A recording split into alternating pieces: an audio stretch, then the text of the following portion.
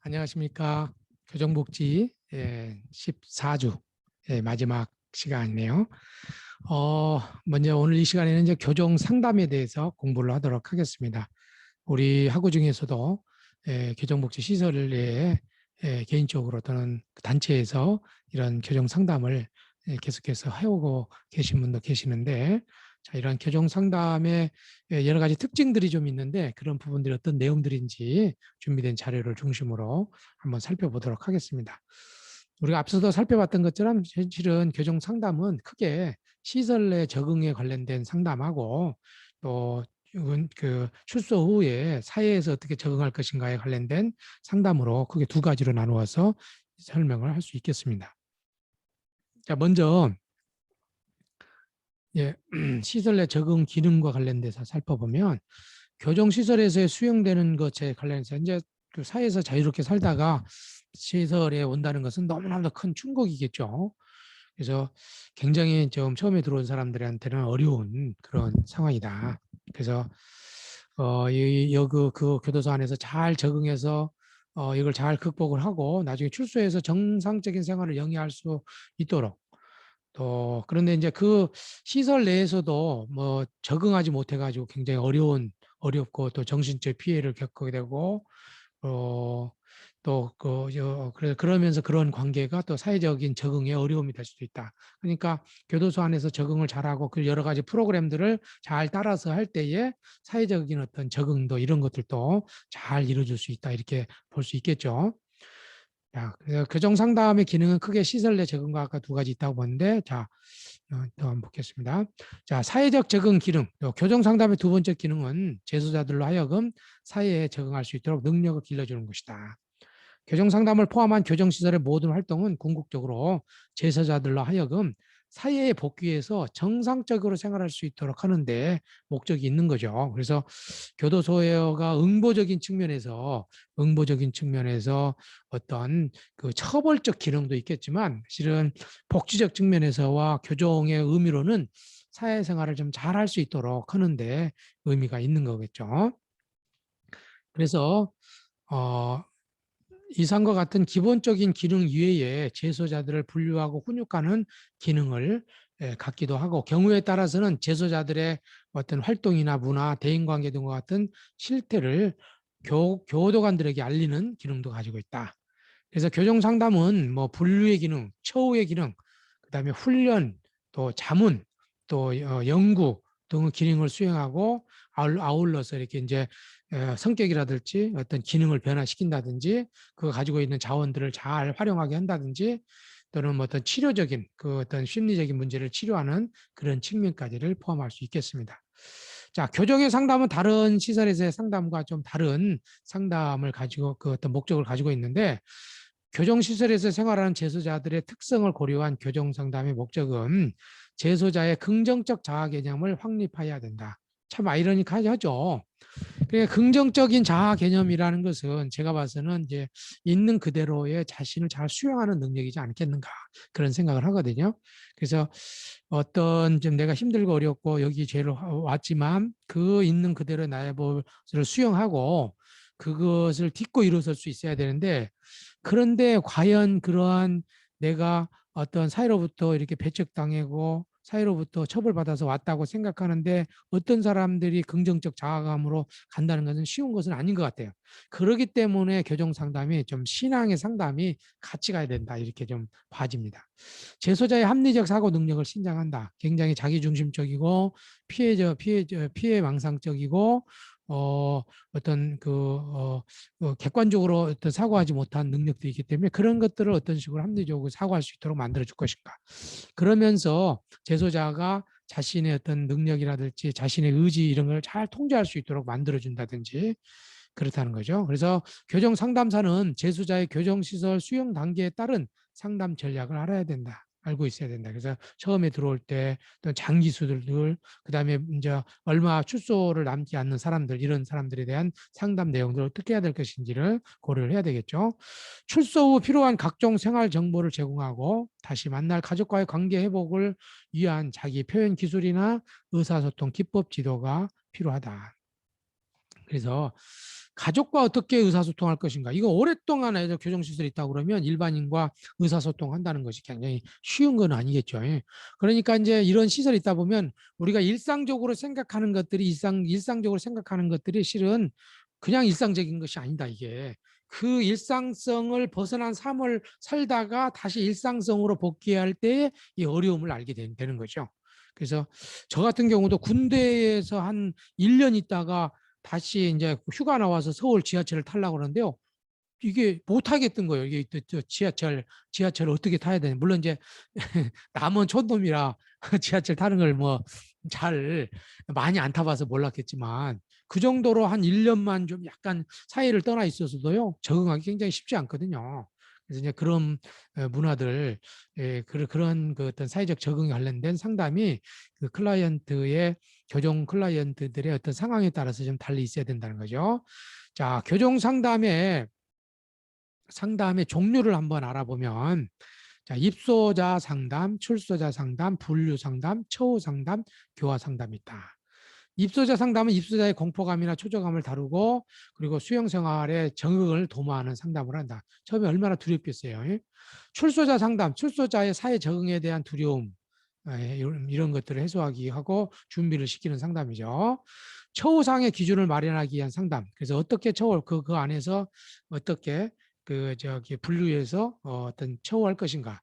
처우 상담, 수용 생활에서 발생하는 의료적, 종교적, 처우적 문제 등 각종 고충 처리 상담을 포괄적으로 뜻한다.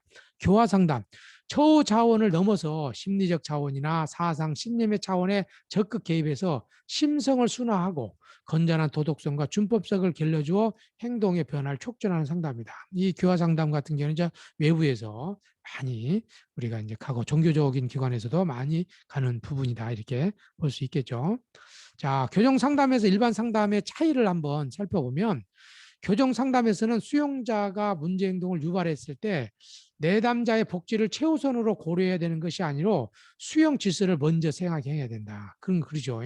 보통 일반 저기에서는 클라이언트 자신을 고려하고 해야 되는데 거기는 하나의 질서가 있어야 되잖아요. 그 안에 수용의 질서 이것이 굉장히 좀 고려를 좀 해야 된다. 교정 현장 상담은 일반 상담과 달리 이중적 구조를 가져. 개인의 배려도 중요하지만 그 안에서의 질서라든지 해야 될 것이라든지 이런 것들도 같이 배려해야 된다.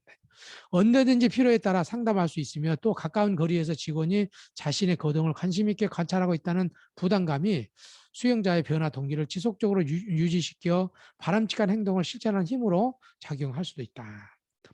또 일반 상담은 내담자가 호소한 문제점과 관련된 사항에 초점을 맞추어 진행해 나가는 반면 교정 상담에서는 개인의 문제뿐만 아니라 수용 질서를 해치는 수용자에 대한 호주 상담도 필요하다. 그 안에서의 질서 이런 것이 필요한 거죠. 대부분의 직원들은 상담을 전공한 상담 전문가가 아닌 경우가 많고 교정 현장 상담은 상담하기 이전에 이미 내담자에 대한 정보를 가지고 있고 많은 정보가 편견과 선입견으로 작용하여 상담의 진행을 방해하는 위험 요인이 될 수 있으므로 세심한 주의를 표한다. 그러니까 저희들도 이제 가족 만남의 행사라든지 이런 거잖아요. 그러면 저희가 조금 이렇게 조금 그 미리 그가 어떤 죄를 정했고 형이 얼마고 이런 것들을 가르쳐 주는 것이 도움이 될 수도 있는데 별로 그렇게 도움이 안 될 수도 있어요. 순수하게 서비스를 되는데 너무 정보를 많이 하면은 클라이언트에 대한 편견, 선입견이 생겨가지고 조금 어려움이 좀 있을 수 있다는 거 우리가 좀 이해를 하시면 좋을 것 같아요. 교정 직원은 상담이 끝나면 곧장 다시 관리자로서 이치로 돌아가야 되는 측면들이 있고 교정 현장 상담은 일정한 시간을 정해놓고 하는 일반 상담과 달리 근무 시간 중에 이루어지고 지도력을 중심으로 하는 단회 혹은 단기간의 상담이 이루어질 수 있다. 직원들 경우는 그러겠죠. 그다음 교정교화 상담은 밖에서 하는 경우는 또 이런 거가 좀 다른 측면이 있을 수 있겠다. 자, 교정 상담을 하면서 여러 가지 딜레마가 있을 수 있는데 시설 이주 대 내담자 이주, 시설 이주 대 내담자 이주의 딜레마가 있다.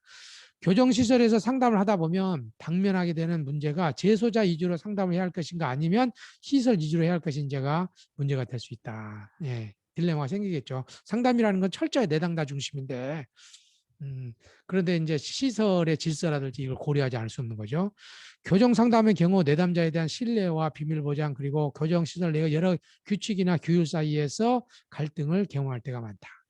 이 경우 내담자가 규율을 어기게 된 상황을 이해하고 수용해서 내담자의 행동에 대해서 필요하면 지지를 하고 그렇지 않으면 잘못된 행동을 바르게 지적하며 내담자를 설득해서 떳떳하게 처벌을 받도록 해줘야 된다. 이런 것들이 조금 일반 상담과는 좀 다른 그런 측면들이 있다고 말씀드릴 수 있겠습니다. 자, 자, 그다음에 이제 교정 시설에서는 이제 비밀 보장의 문제가 좀 생길 수 있겠다. 교정 상담에서는 재소자인 내담자가 교정 당국이나 다른 사람을 불신하는 경향이 강하기 때문에 상담 내용에 대한 비밀 보장이 더 철저하게 잘 이루어질 필요가 있겠고, 자, 충성의 문제.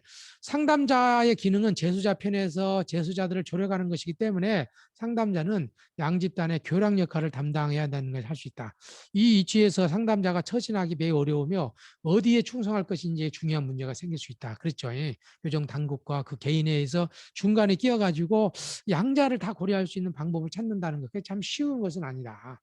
자, 상담 목표의 문제. 궁극적인 성장을 상담 목표로 할 것인가 아니면 구체적인 어떤 적응의 문제를 상담 목표로 할 것인가 갈등하게 되나 양자의 적절한 조화가 이루어지는 것이 필요한 부분이다 하는 거. 여러분들이 이 분야 상담할 때 좀 관심을 좀 가져야 되겠습니다. 자, 교정복지에 있어서 상담자 역할과 자질을 한번 보면, 자, 상담자의 역할은 내담자가 처한 생활 환경을 개선하는 방향으로 환경을 개선하는 방향으로 옮겨감에 따라 상담자 역할도 종전에 비하여 한층 더 복잡하고 당연해요. 왜냐하면 개인의 변화만 했는데 개인의 변화를 위해서도 환경도 중요하게 생각하기 때문이죠. 자, 교육. 상담자들은 빈감 발달의 원리와 방법, 정신건강, 역동 및 방법 등에 관한 전문적 지식을 여러 가지 방법으로 지역사회 주민들이나 관련 기관의 성원들에게 교육함으로써 인간 발달 및 정신건강 이발할 수 있다. 훈련. 상담자는 그 지역사회 주민이나 소속기관의 성원들에게 생산적인 삶에 필요한 여러 가지 기술들을 훈련시킴으로써 그들의 발달과 정신건강 증진의 기술을 활용할 수 있다. 이것은 뭐 이제 우리가 그 교도소 안에 있는 대상자를 또 이야기할 수도 있겠죠. 주민들 한번 보시고, 예, 자 자문. 자문도 이제 우리가 상담자로서 할 수도 있고, 이거 한번 읽어보시고, 조직개발, 지역사회 개발, 조정, 옹호.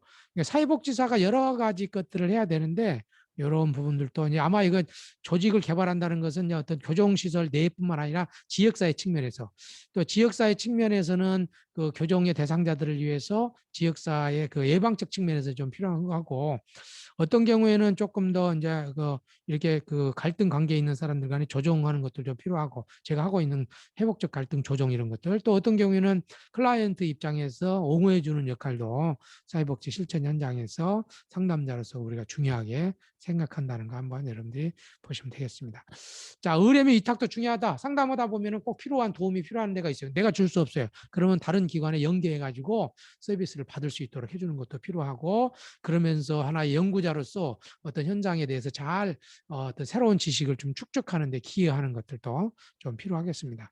자, 상담자로서의 자질. 먼저 전문적 자질이 필요하죠.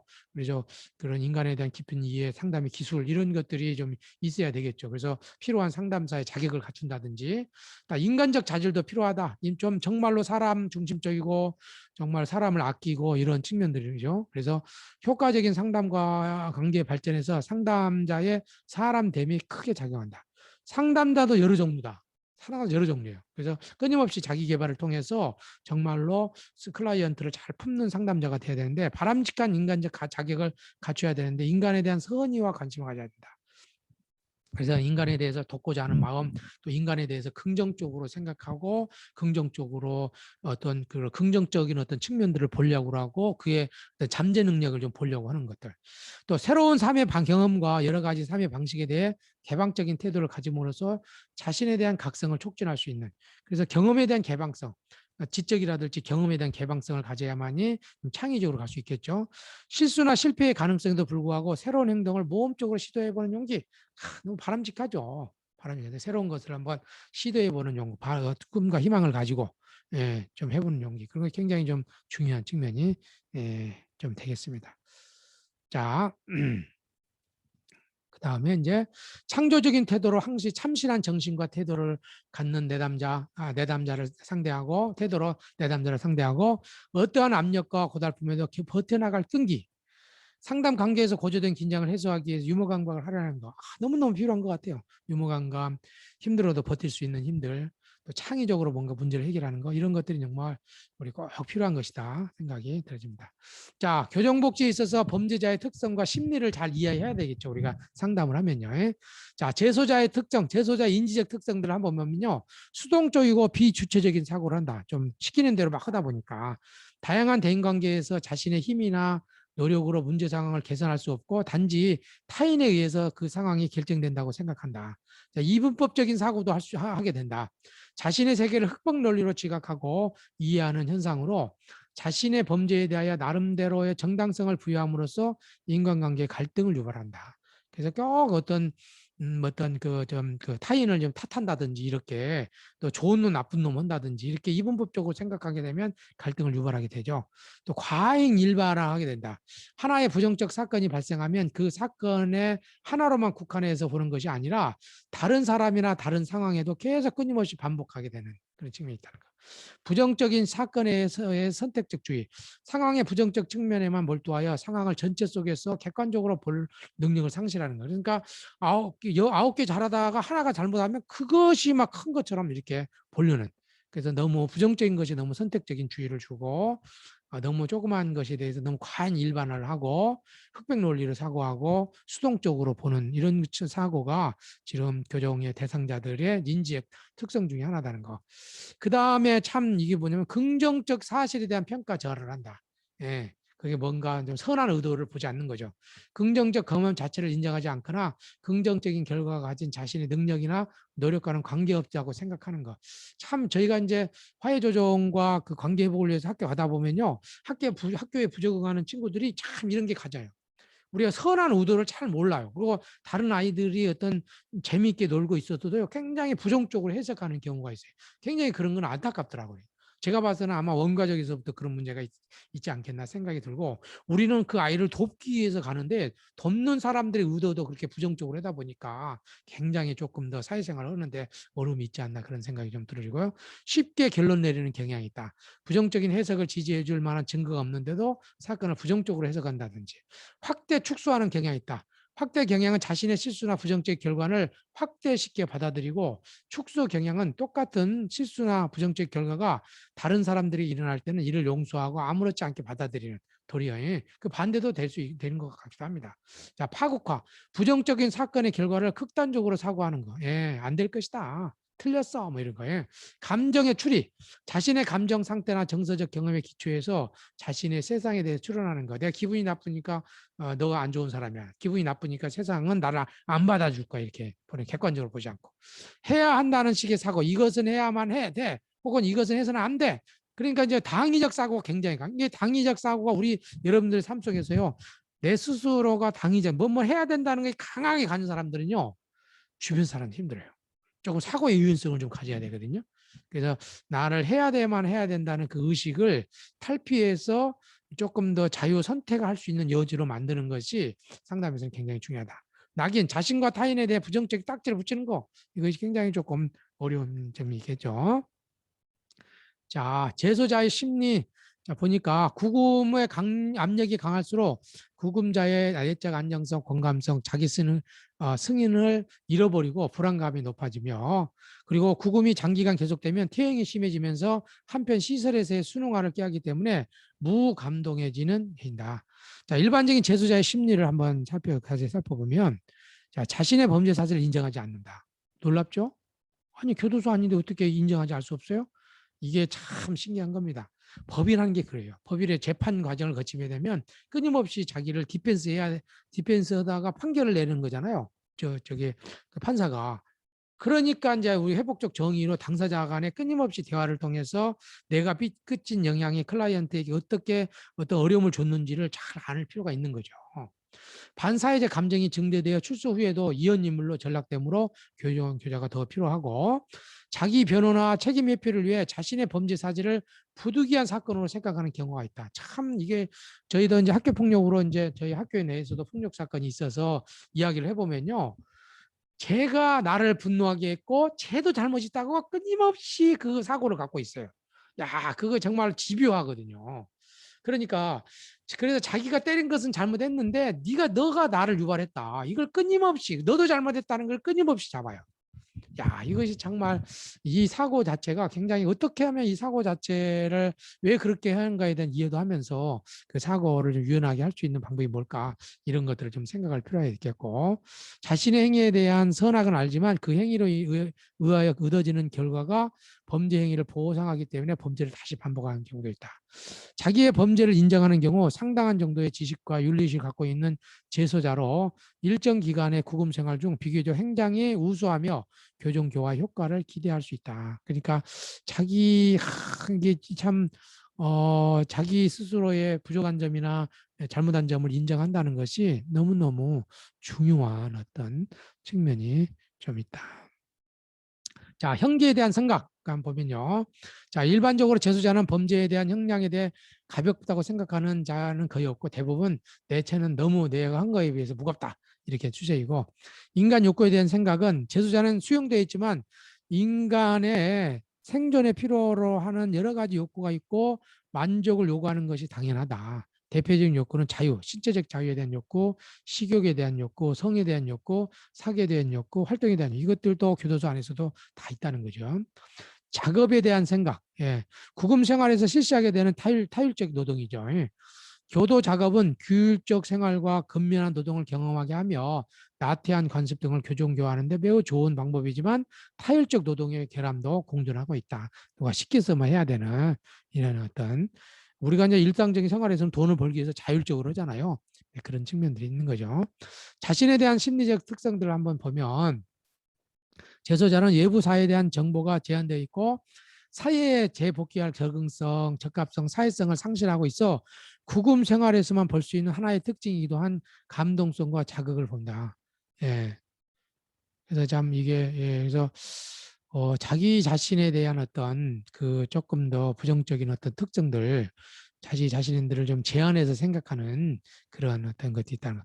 가족에 대한 감정은 구금 생활하는 재수자는 과거 신경을 쓰지 못했던 가족에 대한 뜻한 감정 등을 가지는데 이를 잘 활용해서 수용자의 교정과를 잘 할 수 있도록 해줘야 된다. 가족 관계를 굉장히 중요하게 생각하는 거죠. 자, 출소 후의 염려에 대해서도 어떤 생각을 하냐면, 전과자에 대한 인식이 극히 부정적이기 때문에 재소자는 자신의 범죄 행위에 대한 참여나 새로운 생활 계획을 세우기보다는 사회 복귀 후에 냉대에 대한 걱정, 취업에 대한 문제 등 자신의 생존을 유지하고 미래 생활을 영위하기 위한 방안에 말할 수 없는 불안을 느끼고 염려를 하게 되는 어떤 특징들이 있다는 거, 여러분들이 이해하시면 되겠습니다. 자, 마지막으로 타 재수자에 대해서는, 자, 재수자는 현재의 처지가 동일하다는 점에서 동병상련의 마음이 생기게 되는데, 자칫 잘못하면 다른 재수자와 출소 후 범죄를 미리 공모하는 등 잘못된 관계를 하기도 하다. 사회적 죄책감의 감퇴. 이거 굉장히 좀 심각한 문제인 것 같아요. 실은 재수자는 자신보다 더 악질적인 행위를 한 자가 많은 것을 알게 되면 사회적 죄책감에 대해 일종의 안심감을 갖게 된다. 나쁜 놈이 보니까 너무 많은 거죠. 그래서 안심감을 느끼게 돼버린다.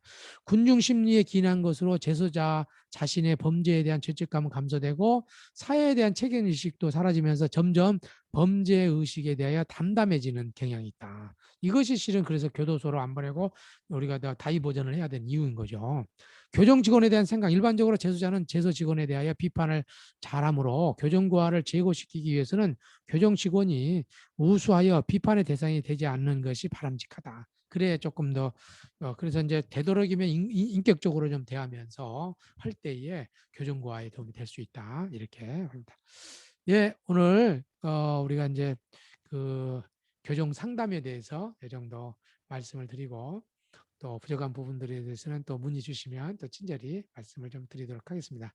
예, 여러분 수고 많으셨습니다. 감사합니다.